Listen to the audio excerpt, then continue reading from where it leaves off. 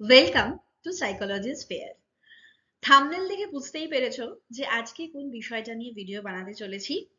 ঠিক ধরেছো, কালকেই হয়ে গেছে WBCS মেন্স এক্সামিনেশনের অপশনাল পেপার। সেটা নিয়েই আজকের এই ভিডিও। অর্থাৎ কিরকম ধরনের প্রশ্ন এসছে, তো সেটা তোমাদের সামনে তুলে ধরা এবং কোন কোন প্রশ্নে কিরকম আনসার লেখা উচিত সেটা নিয়েই আজকের এই ভিডিওটা। তো আজকের এই ভিডিও তোমাদের জন্য আশা করি অনেকটাই হেল্প করবে আগামী দিনগুলোতে আরো ভালো করে এক্সাম দেওয়ার জন্য।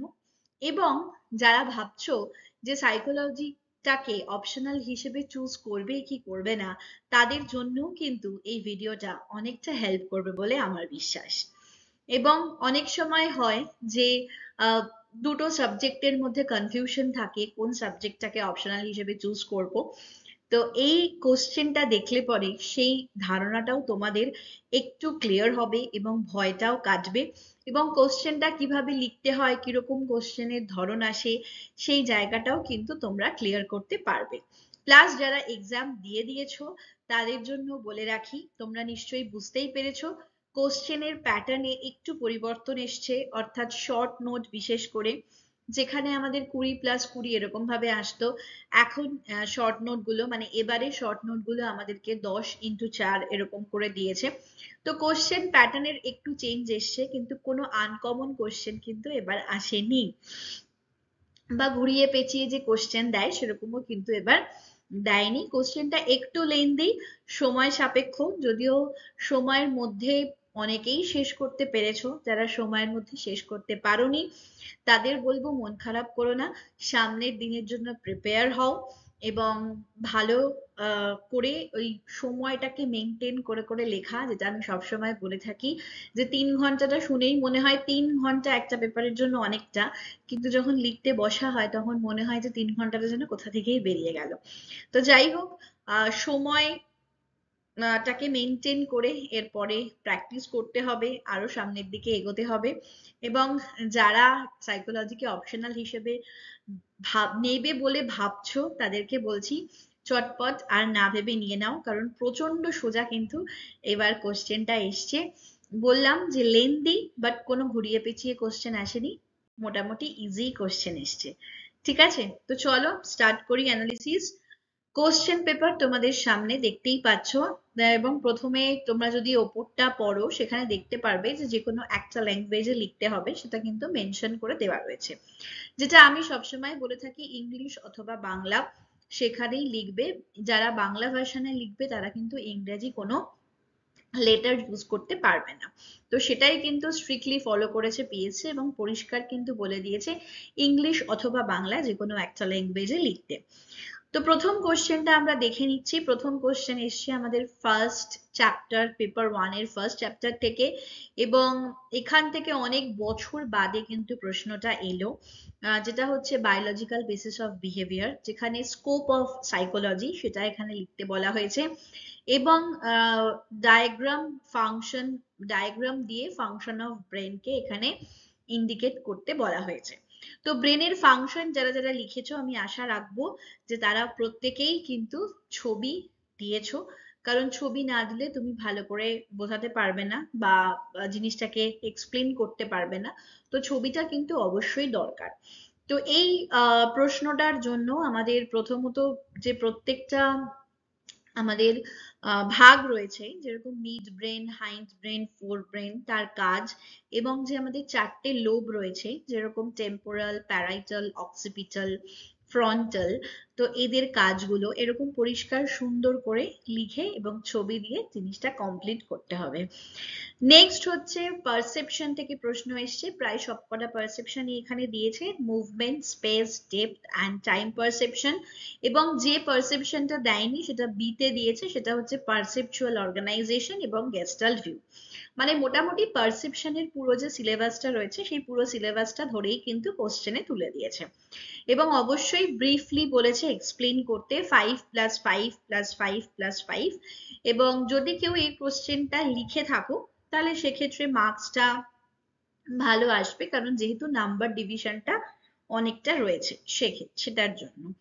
এবং মুভমেন্ট পারসেপশনের মধ্যে দুটো perception, apparent movement, real movement, space পারসেপশনকে আমরা ডেপথ পারসেপশন দিয়ে কিভাবে কম্বাইন করতে পারি, যেখানে আমাদের মনোকুলার কিউজ, বাইনোকুলার কিউজ, সেই দুটো জায়গা লিখতে হবে। টাইম পারসেপশনের ক্ষেত্রে time sense, filled time, unfilled time, এবং টাইম পারসেপশনের মেথডস গুলো তো অত লেখার দরকার নেই, জাস্ট নামগুলো লিখে দিলেই হবে। তো পারসেপশন কিন্তু মোটামুটি আমাদের পুরোটাই চলে এসছে। নেক্সট হচ্ছে ইন্টেলিজেন্স থেকে প্রশ্ন এসছে। ইন্টেলিজেন্স কি সেটা লিখতে হবে। সেখানে আমি বলেছিলাম ইন্টেলিজেন্সের ডেফিনেশন লেখার সময় ওয়েসলার অর্থাৎ ডেভিড ওয়েসলার যে ইন্টেলিজেন্সের ডেফিনেশনটা দিয়েছে সেটা লেখাটা কিন্তু ভীষণ ভীষণ ইম্পর্টেন্ট। যদি কেউ লিখে থাকো তো খুব ভালো, আর যদি কেউ না লিখে থাকো তো এখন আর মন খারাপ করার দরকার নেই, ইন্টেলিজেন্সটা কি সেটা বোঝাতে পারলেই যথেষ্ট। সেখানে ডেভিড ওয়েসলারের যেটা ছিল যে থিঙ্ক রেশনালি, ডিলস এফেক্টিভলি, এনভায়রনমেন্টের সাথে আমরা কিভাবে জাস্ট আমরা মানে অ্যাডাপ্ট করতে পারি জিনিসটাকে। তো সেই জায়গাটা intelligence is the global capacity to think rationally, to act purposefully and to deal effectively with his environment. তো এই জায়গাটা যদি আমরা পরিষ্কার ভাবে লেখা যায় তাহলে সেক্ষেত্রে ইন্টেলিজেন্সের ডেফিনেশনটা অনেকটা ভালো হয়। নেক্সট হচ্ছে আমাদের টু ফ্যাক্টর থিওরি, খুব সোজা একটা থিওরি, স্পিয়ারম্যানের টু ফ্যাক্টর, যেখানে দুটো ফ্যাক্টরের কথা বলেছে স্পিয়ারম্যান, একটা হচ্ছে জি ফ্যাক্টর এবং আরেকটা হচ্ছে এস ফ্যাক্টর। নেক্সট যেটা বলেছে সেটা হচ্ছে এটা কোথা থেকে আলাদা, থার্স্টনের 7 প্রাইমারি মেন্টাল ফ্যাক্টরের কথা বলেছে, এবং স্পিয়ারম্যানের টু ফ্যাক্টর থিওরিকে কিন্তু থার্স্টনই ক্রিটিসাইজ করেছে। তো সেখান থেকেই কিন্তু এসেছে থার্স্টন, কারণ থার্স্টন বলেছে শুধুমাত্র দুটো ফ্যাক্টর দিয়ে কিন্তু আমাদের এই ইন্টেলিজেন্সকে বোঝানো যায় না, সেখানে 7টা ফ্যাক্টর লাগে।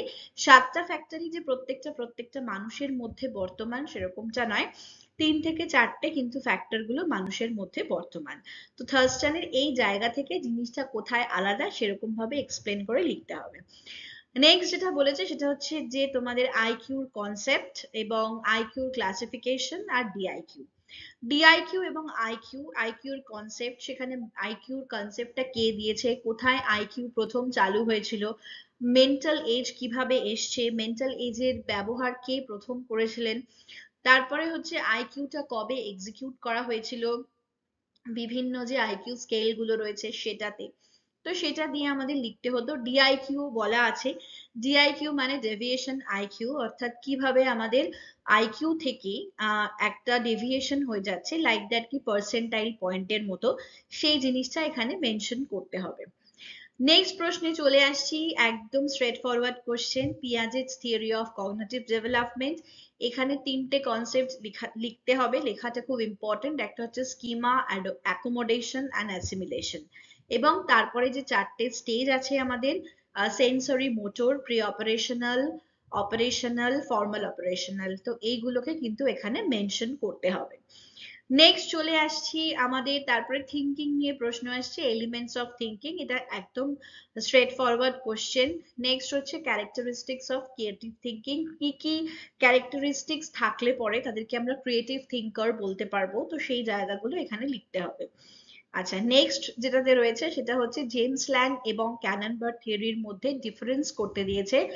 জেমস ল্যাং এবং ক্যাননবার্গ থিওরির যে বেসিক জায়গাগুলোতে ডিফারেন্স, মানে জেমস ল্যাং এর ক্রিটিসিজমটাই কিন্তু ক্যাননবার্গের ডিফারেন্স, কারণ জেমস ল্যাং প্রথম তিনি কিন্তু আমাদের ইমোশন সম্পর্কে বলেছিলেন এবং ইমোশনের তত্ত্বটা দিয়েছিলেন। তার ঠিক পরেই এসছে হচ্ছে ক্যাননবার্গ। ক্যাননবার্গের থিওরিকে থেলামিক থিওরি বলা হয়, কারণ উনি কগনিটিভ পার্টের উপরে খুব গুরুত্ব দিয়েছিলেন। থেলামাস, হাইপোথ্যালামাস, ব্রেনের যে অংশটা রয়েছে এই অংশটাকে খুব গুরুত্ব দিয়েছিলেন, সেই জন্য ওনার থিওরিটাকে থেলামিক থিওরি বলা হচ্ছে। এবার ডিফারেন্সটা এক্স্যাক্টলি কোথায়, কারণ জেমস ল্যাং এর ক্ষেত্রে যেটা হয়েছে, জেমস ল্যাং যেটা কারণ দেখিয়েছে সেটা হচ্ছে যে ফিজিক্যাল অ্যাক্টিভিটিটা আগে হয়, তারপরে আমাদের সাইকোলজিক্যাল অ্যারাউজাল হয়। কিন্তু এটা কেন আগে হচ্ছে এবং তার কারণ হিসেবে কেন সাইকোলজিক্যাল অ্যারাউজালটা হচ্ছে সেটার প্রপার ব্যাখ্যা কিন্তু দিতে পারেননি। যেটা ক্যাননবার্গ বলেছেন যে আগে মস্তিষ্কে আমাদের হাইপোথ্যালামাস অংশ এসে ওটাকে ইমোশনকে ক্রিয়েট করছে, বা একটা যেই ঘটনার পরিপ্রেক্ষিতে আমাদের যেভাবে রিয়াকশন করা দরকার সেটা রিয়াকশন হচ্ছে, তারপরে সেই উত্তেজনাটা আমাদের মাসেলে গিয়ে পৌঁছচ্ছে বা পেশিতে গিয়ে পৌঁছচ্ছে। তো এই জায়গাগুলোতে কিছু কিছু ডিফারেন্স আছে, সেটা একটু বুঝিয়ে বুঝিয়ে লিখতে হবে। নেক্সট হচ্ছে critically discuss Schachter Singer theory. Schachter Singer হচ্ছে জেমস ল্যাং এর অনুগামী। তো স্ক্যাচার সিঙ্গারের থিওরিকে টু ফ্যাক্টর থিওরি বলা হয়, কারণ এখানে দুটো ফ্যাক্টরের কথা বলা হয়েছে, একটা হচ্ছে ফিজিওলজিক্যাল অ্যারাউজাল, আরেকটা হচ্ছে কগনিটিভ লেভেলিং। তো যেখানে কগনিটিভ পোর্শন মানে হচ্ছে যে আমার নিউরো ট্রান্সমিটার্স চেঞ্জ হয়ে যাচ্ছে কোনো একটা ঘটনার দরুন, সেটা ভালো লাগা, খারাপ লাগা, বিরক্তিকর কোনো সিচুয়েশন, তো যে স্টিমিউলাস অনুযায়ী আমাদের যে ইমোশনের যে মানে খুব তাড়াতাড়ি একটা চেঞ্জ হচ্ছে, সেই চেঞ্জটা লেবেল করে হচ্ছে কগনিটিভ পাথ। আর তার সাথে তো ফিজিক্যাল অ্যাক্টিভিটি রয়েছেই, সেখানে হার্টবিট বেড়ে যাওয়া, সেখানে ব্লাড প্রেশার বেড়ে যাওয়া, সেখানে কান লাল হয়ে যাওয়া, সোয়েটিং হওয়া, ঘাম হওয়া, এই জিনিসগুলো কিন্তু থাকে। তো এইটা ঠিক পরবর্তী মানে জেমস ল্যাং এর পরবর্তীতে যিনি ওই জেমস ল্যাং এর থিওরিটাকে একটু মডিফাই করেছে, তারা হচ্ছে দুজন, এই স্ক্যাটার এবং সিঙ্গার। ওকে, নেক্সট আসছি হচ্ছে শর্ট নোট, যেখানে 5টা শর্ট নোট করতে দিয়েছে, তার মধ্যে বলেছে 4টে করতে। সেই শর্ট নোট গুলোর মধ্যে প্রথমে হচ্ছে ওয়েবার ফেকনাল ল, এটা ভীষণ ইম্পর্টেন্ট, সেটা বলেইছিলাম। ওয়েবার ফেকনাল ল, ওয়েবার্স এবং ফেকনাস এই দুজনে মিলে একটা ল দিয়েছিল, যেটা সাইকোফিজিক্স এর উপর ভিত্তি করে তৈরি হয়েছে, বা সাইকোফিজিক্স কে কেন্দ্র করে এই লটা তৈরি হয়েছে। এবং এটার ম্যাথামেটিক্যাল কিছু ইকুয়েশনস আছে, যেরকম ভাবে যে আমাদের ইন্টেন্সিটির সাথে সাথে আমাদের যে সেন্সেশন সেটা চেঞ্জ হতে থাকে। মানে লাইটস যত বাড়বে আমাদের মধ্যে একটা সেন্সেশন তৈরি হবে, লাইটস যত কমবে আমাদের মধ্যে আরেকটা সেন্সেশন তৈরি হবে। এই যে সেন্সেশন মানে ইন্টেন্সিটি বাড়ার বা কমার সাথে আমাদের সেন্সেশনের বা আমাদের সংবেদনের যে একটা সম্পর্ক রয়েছে, সেটার কথাই বলেছে ওয়েবার। এবং ফেকনার সেটাকে ম্যাথামেটিক্যালি প্রুভ করেছে, সেটা নিয়েছে হচ্ছে ফেকনার। উনি এখানে লগারিদমের মাধ্যমে জিনিসটাকে ম্যাথামেটিক্যালি প্রুভ করার চেষ্টা করেছে। তো এটা মিলিয়ে ওনাদের দুটো আলাদা আলাদা করে ল আছে, ওয়েবার্স ল এন্ড ফেকনাস ল। নেক্সট হচ্ছে ক্লাসিক্যাল কন্ডিশনিং, যেটা আমাদের প্যাভলভ। ক্লাসিক্যাল কন্ডিশনিং আমরা কম বেশি প্রত্যেকেই এই এক্সপেরিমেন্টটা সম্পর্কে জানি। তো প্যাভলভ এই এক্সপেরিমেন্টটা করেছে, যেটা হচ্ছে ক্লাসিক্যাল কন্ডিশনিং। নেক্সট হচ্ছে মাল্টিপল ইন্টেলিজেন্স। মাল্টিপল ইন্টেলিজেন্স যেটা হচ্ছে গার্ডেনারের, প্রথমে উনি 8টা ইন্টেলিজেন্সের কথা বলেছিলেন, যেটা 1983-তে, এবং সব থেকে লেটেস্ট থিওরি ইন্টেলিজেন্সের। তারপরে 1999-এ উনি আরেকটা এডিশনকে অ্যাড করেছে, মানে আরেকটা অ্যাড করেছে, সেটা হচ্ছে এক্সিস্টেন্সিয়াল ইন্টেলিজেন্স। এছাড়াও ওনার যে 8টা রয়েছে তার মধ্যে musical intelligence, bodily kinesthetic intelligence, intrapersonal intelligence, interpersonal intelligence, তারপরে visual intelligence, statistical, mathematical intelligence. তো এরকম বিভিন্ন ইন্টেলিজেন্সের 8 রকমের কথা উনি বলেছিলেন। এবং ওনার যে মূলত থিওরিটা সেটা প্রফেশনস এর সাথে রিলেট করে রয়েছে, যাদের যে ইন্টেলিজেন্সটা বেশি তারা কিরকম প্রফেশনকে চুজ করতে পারে, সেই জায়গাটা এখানে বলা হয়েছে। নেক্সট আসছি হচ্ছে আমাদের effects of mechanisms on behaviours. তো সেখানে আমাদের যেটা বিহেভিয়ারাল যে চেঞ্জ রয়েছে, যেটা হচ্ছে মোটিভেশনস এবং ইমোশনস এর ক্ষেত্রে যেই জায়গাটা রয়েছে, সেই জায়গাটা সরি আমি মেকানিজমস বলেছি, ওই জায়গাটা ওটা হচ্ছে effect of motivations on behaviour. তো মোটিভেশনে আমাদের বিহেভিয়ারের কি চেঞ্জ আসছে, সেটা তো এখানে মোটিভেশন সাইকেলটাকে এক্সপ্লেন করতে হবে, যেখানে নিড প্রথমে তৈরি হয়, তারপরে ড্রাইভ আসছে, তারপরে হচ্ছে আমাদের গোল ডিরেক্টেড বিহেভিয়ার। আমরা প্রত্যেকটা কিছুর ক্ষেত্রেই মোটিভেটেড হই, সামান্য জল পিপাসা পেয়েছে আমরা সেই কারণেও মোটিভেটেড। তো জলটা আনতে গেলে পরে আমাকে একটা বিহেভ করতে হচ্ছে বা একটা আচরণ করতে হচ্ছে। তো কিভাবে আমাদের সামনের লক্ষ্যটাকে ছুতে গেলে পরে আমাদের কোনো জিনিসের প্রতি আচরণটা আমরা ঠিকভাবে করতে পারি বা আচরণটা আমরা করতে পারি, সেটা নিয়েই হচ্ছে আমাদের এই effect of motivation on behaviour. তো কিভাবে বিহেভিয়ার আমাদের মানে মোটিভেশন বিহেভিয়ারের উপরে এফেক্ট ফেলছে। ওকে, নেক্সট হচ্ছে types of memory. Types of মেমোরির মধ্যে মূলত আমাদের 3টে পার্ট লিখতে হবে, সেন্সারি মেমোরি, তারপরে আসছে এসটিএম, তারপরে হচ্ছে এলটিএম। সেন্সারি মেমোরির মধ্যে দুটো পার্ট, বেসিক্যালি দুটো পার্ট, এছাড়াও যদি সময় থাকে তাহলে ওই সিম্যান্টিক অ্যারাউজালস এইগুলো লিখলেও বেটার হয়, বাট বেসিক্যালি দুটো পার্ট, যেটা হচ্ছে আইকনিক, ইকোয়িক, এই জায়গাটা। নেক্সট হচ্ছে এসটিএম এর ক্ষেত্রে বিশেষ কোনো ভাগ নেই, সেখানে মিলার্স ম্যাজিক নাম্বার যেটা রয়েছে সেই কনসেপ্টটা একটু দিতে হবে, চাঙ্কিং এর বিষয়টা দিতে হবে।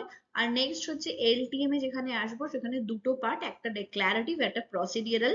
প্রসিডিউরালের বিশেষ কোনো ভাগ নেই, ডেক্লারেটিভ এর ক্ষেত্রে semantic, episodic, autobiographical and visual, এরকম ভাবে চারটে ভাগ আমাদেরকে দিতে হবে। তো এইটা মিলিয়ে হচ্ছে টোটাল টাইপস অফ মেমরি।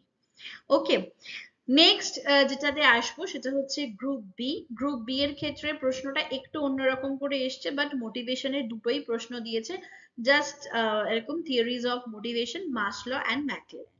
তো মাসলোর ক্ষেত্রে ছবি আঁকাটা কিন্তু ভীষণ ইম্পর্টেন্ট, কারণ নাহলে এক্সপ্লেন করলে সেটা অনেকটা কম নাম্বার ক্যারি করতে পারে যদি ছবি না আঁকো। তো ছবি আঁকলে কিন্তু অনেকটা বুঝতেও সুবিধা হবে এক্সামিনারের, এবং নাম্বারটা কিন্তু ভালো ক্যারি করবে।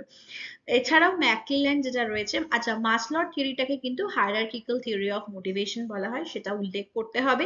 ম্যাকক্লেল্যান্ডের যে থিওরিটা রয়েছে সেটাকে অ্যাচিভমেন্ট মোটিভেশনস বলা হচ্ছে, এবং ম্যাকক্লেল্যান্ড দুটো ফিয়ারের কথা বলেছে, একটা হচ্ছে ফিয়ার অফ সাকসেস, একটা হচ্ছে ফিয়ার অফ ফেলিয়ার। তো এই দুটো জিনিস কিন্তু সেখানে লিখতে হবে। ঠিক আছে, তো এরকম স্ট্রেট ফরওয়ার্ড কোশ্চেন দিয়েছে।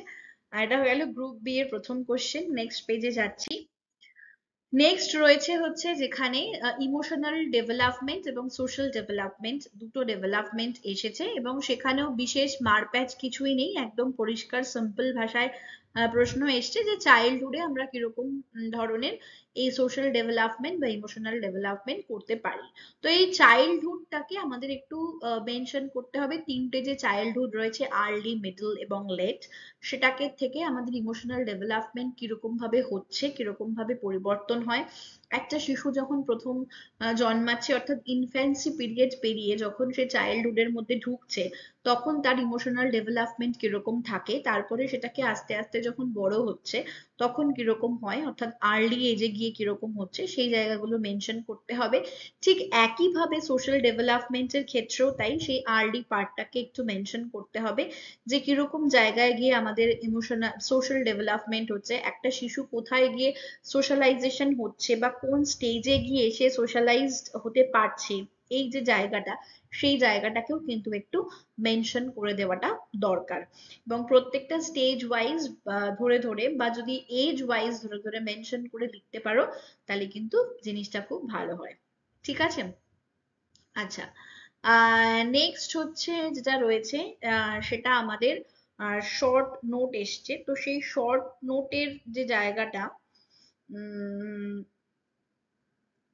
আচ্ছা শর্ট নোটের যে জায়গাটা, সেখানে আমাদের অনেকেই ভেবেছে যে এখানে হয়তো দুটো শর্ট নোট লিখতে দিয়েছে, অ্যাজ ইউজুয়াল যেরকম প্রশ্নের প্যাটার্ন আসে অন্য পার্টের মতো সেবার, কিন্তু না, এখানে কিন্তু চারটেই শর্ট নোট লিখতে হবে, 10x4 যেহেতু দিয়েছে। তো এখানে চারটে শর্ট নোটে কিন্তু মেনশন করতে হবে, মানে লিখতে হবে। সেখানে প্রথম হচ্ছে প্রোগ্রাম লার্নিং। প্রোগ্রাম লার্নিং হচ্ছে লার্নিং এর একটা পার্ট, যেখানে আমরা কিভাবে আমাদের কারিকুলাম যেটা হয় যেভাবে সেট করি, এক্স্যাক্টলি আমরা কিভাবে প্রোগ্রামটা সেট করে সেই কারিকুলাম অনুযায়ী আমরা স্টুডেন্টসদেরকে বা যারা লার্নার আছে তাদেরকে ট্রেন করতে পারি, তাদেরকে বেটার লার্নিং দিতে পারি, সেই জায়গাগুলো এখানে মেনশন করতে হবে। নেক্সট যেটা রয়েছে সেটা হচ্ছে প্রেজুডিস এন্ড ডিসক্রিমিনেশনস, এই জায়গাটা। প্রেজুডিস মানে কিভাবে আমরা প্রেজুডিস তৈরি হয় এবং কিভাবে আস্তে আস্তে প্রেজুডিসটাকে রিডিউস করতে পারি, সেই জায়গাটা। এবং এই ডিসক্রিমিনেশন থেকেই যে প্রেজুডিসটা আসছে, অর্থাৎ class discrimination, race discrimination, caste discrimination, তো এই যে ডিসক্রিমিনেশন গুলো হচ্ছে, তো এখান থেকেই প্রেজুডিসের জন্ম হচ্ছে বা প্রেজুডিস তৈরি হচ্ছে। তো এইখান থেকে সেটা বলতে হবে প্রথমে। তারপরে এখন অনেকটা কিন্তু আস্তে আস্তে এই প্রেজুডিসটাকে রিডিউস করা যাচ্ছে, কি পদ্ধতিতে আমরা প্রেজুডিসকে রিডিউস করতে পারি সেই জায়গাটাও কিন্তু মেনশন করতে হবে। নেক্সট যেটা রয়েছে সেটা হচ্ছে আমাদের কনসেপ্ট অফ ভ্যালু ডেভেলপমেন্ট, যেটা আমাদের অ্যাটিটিউডের মধ্যে থেকে এসছে।